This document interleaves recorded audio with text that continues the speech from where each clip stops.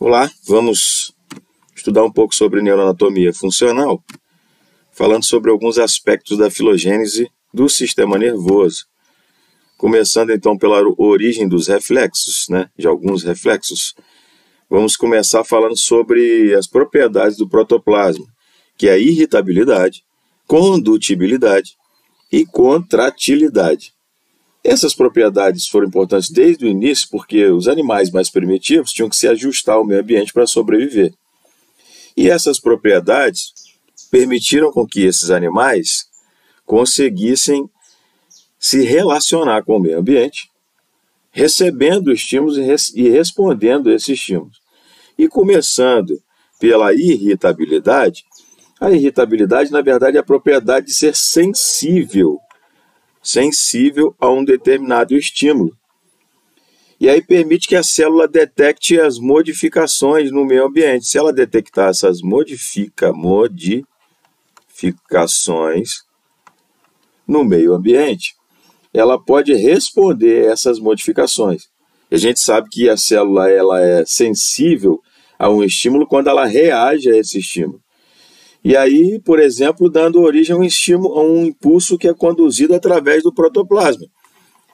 Esse impulso é conduzido justamente por causa dessa condutibilidade, a capacidade de conduzir esse determinado impulso que foi recebido no exterior desse organismo. E então nós vamos para a terceira propriedade do protoplasma, que é a contratilidade, que é justamente a resposta que ele vai dar em relação a esse estímulo. Então, a irritabilidade é a capacidade que esse animal tem de ser sensível às modificações do ambiente. Pode ser algo positivo ou pode ser nocivo.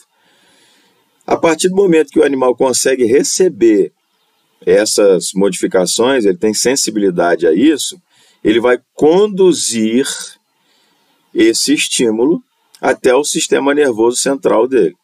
E, a partir dali, ele vai ter uma resposta que vai ser essa contratilidade, que pode ser a modificação do formato do seu corpo, como a ameba, por exemplo, ela vai contrair no ponto em que ela foi estimulada, ou ela pode emitir pseudópodes, pseudópodes no lado onde ela precisa englobar alguma partícula para se alimentar. Falando sobre os neurônios, a gente vai ver nessa imagem aqui 3 tipos de neurônios. Os neurônios sensitivos ou aferentes.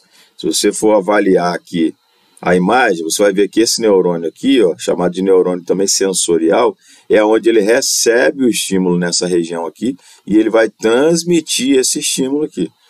E ele vai enviar para esses neurônios motores ou aferentes, são aqueles neurônios que vão produzir lá no músculo ou especificamente no vertebrado, no músculo ou na glândula, uma reação, ou seja,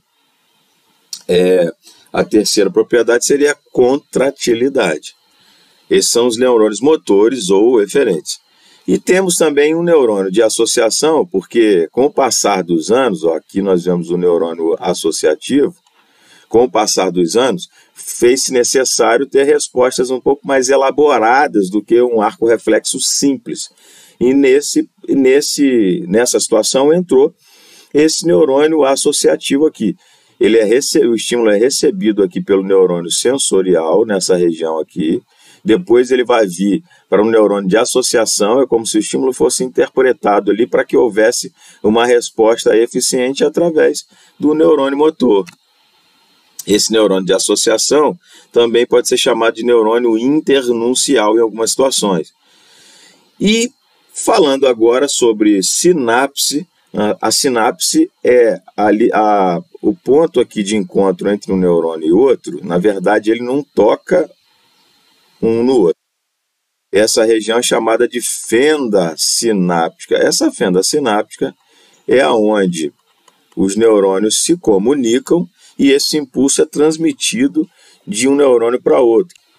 Em relação aos neurônios, nós podemos classificar o arco reflexo em intrasegmentar ou intersegmentar. Falando em intrasegmentar, vamos pensar no arco reflexo simples, Esse arco reflexo simples é aquele onde um neurônio eferente aqui, ó, ele recebe um estímulo, esse estímulo é conduzido e ele é passado para um neurônio eferente. Esse neurônio eferente provoca uma resposta. É um arco reflexo simples porque ele tem um neurônio aferente recebendo o estímulo e passa esse estímulo ao neurônio eferente que produz no mesmo segmento uma resposta. Já quando a gente vai falar de arco reflexo intersegmentar, aqui nós temos um exemplo bem primitivo como o outro, mas nós podemos observar aqui, ó, que os neurônios aferentes estão aqui na periferia, olha o corpo celular na periferia do animal aqui, ó, no epitélio de revestimento. Ele recebe esse estímulo aqui, esse estímulo é conduzido, ó, até um neurônio de associação, e esse ou um neurônio internuncial, né, e ele vai passar esse estímulo, vai passar por um neurônio de associação aqui, e em outro segmento ele vai provocar essa resposta. A resposta vai ser provocada em outro segmento, por isso que é chamado de arco reflexo intersegmentar. É um arco reflexo um pouco mais complexo. Aqui a gente vai falar um pouco sobre os reflexos da medula espinhal, e nós temos dois exemplos aqui do reflexo patelar.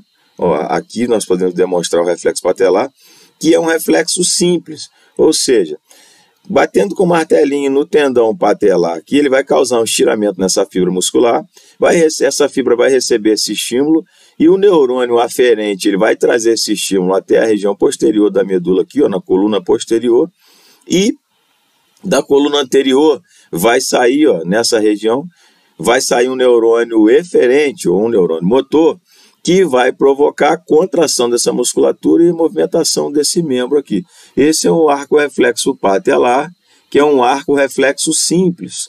Agora, falando de arco reflexo intersegmentar, a gente pode dar o exemplo do reflexo de coçar no cão. Como foi feita uma experiência em que houve uma secção aqui na parte cervical do cão, para não haver interferência da parte do encéfalo desse cão, e fizeram um estímulo na região da pele desse animal aqui, na região torácica, nesse segmento. Ele recebeu esse estímulo e o que se observou foi que as patas traseiras fizeram justamente o movimento de coçar.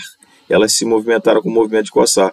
Então, ele foi recebido num segmento aqui e foi enviado a resposta através de outro segmento. Então, esse é um exemplo de um reflexo um pouco mais complexo, chamado também de reflexo intersegmentar.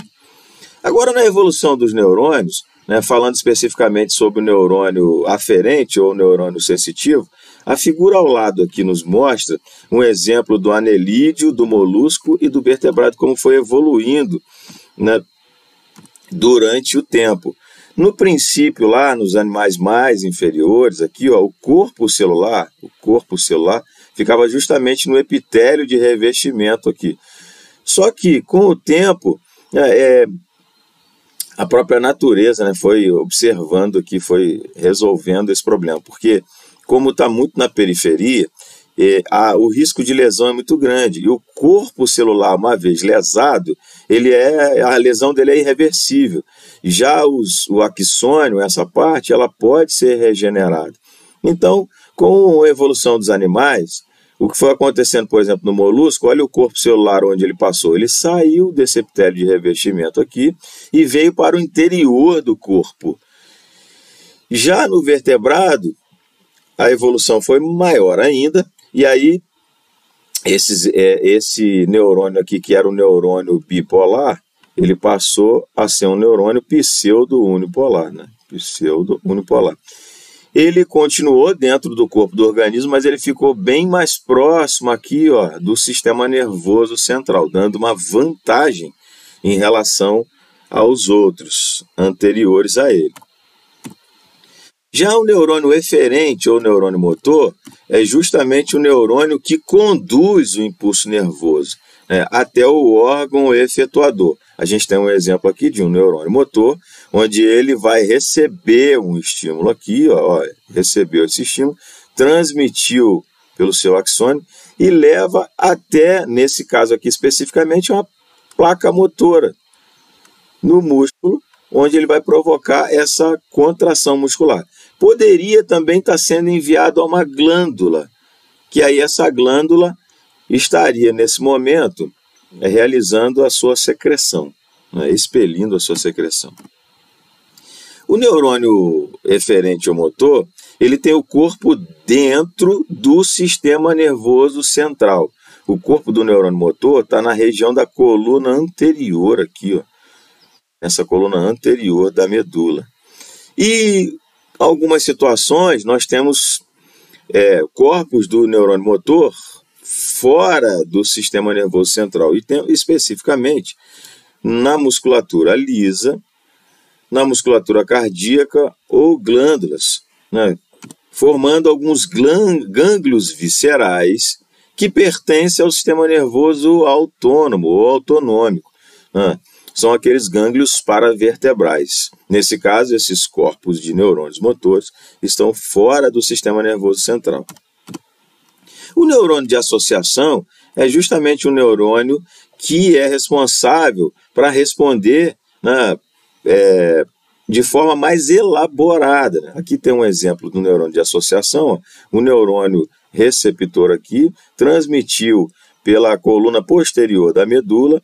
Dentro desse H medular aqui, ó, nós vemos esse neurônio de associação, ou também chamado de interneurônio, onde ele vai pegar esse estímulo e transmitir ao neurônio motor para ter uma resposta efetiva. O corpo desse neurônio está dentro do sistema nervoso central, nessa região aqui, dentro do H medular especificamente. E aqui estão as referências bibliográficas em relação a esse assunto de hoje.